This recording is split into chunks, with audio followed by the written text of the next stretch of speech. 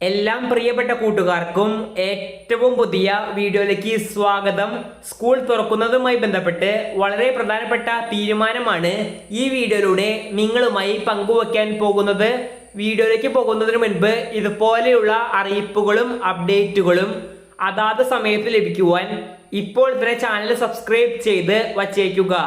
Video ഇഷ്ടമായാൽ like ചെയ്തുകൊണ്ട് കാണാൻ ശ്രമിക്കുക. അപ്പോൾ നമുക്ക് നേരെ വീഡിയോയിലേക്ക് പോകാം. സംസ്ഥാനമൊട്ടാകെ സ്കൂളുകൾ തുറക്കുന്ന തീയതിയിൽ മാറ്റം വരുത്തണമെന്ന് സ്കൂൾ മാനേജ്മെന്റ് അസോസിയേഷൻ വിദ്യാഭ്യാസ വകുപ്പിനോട് ആവശ്യപ്പെട്ടിരുന്നു. ശക്തമായ മഴ മൂലം വെള്ളക്കെട്ട് രൂക്ഷമായ സാഹചര്യത്തിലാണ് ഈ ആവശ്യം മുന്നോട്ട് വച്ചിട്ടുള്ളത്.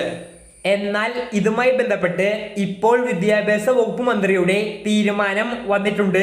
സ്കൂളുകൾ തുറക്കുന്നത് ജൂൺ 2-ന്, അതായത് തിങ്കളാഴ്ച എന്ന് തന്നെയാണ് നിലവിലുള്ള തീരുമാനമെന്ന് വിദ്യാഭ്യാസ വകുപ്പ് മന്ത്രി വി ശിവൻകുട്ടി വ്യക്തമാക്കി. എന്നാൽ നാളത്തെ മഴയുടെ സാഹചര്യം വിലയിരുത്തി മുഖ്യമന്ത്രിയുമായി സംസാരിച്ച് പ്രവേശനോത്സവ തീയതിയിൽ മാറ്റം വേണോ എന്ന് കാര്യം തീരുമാനിക്കും.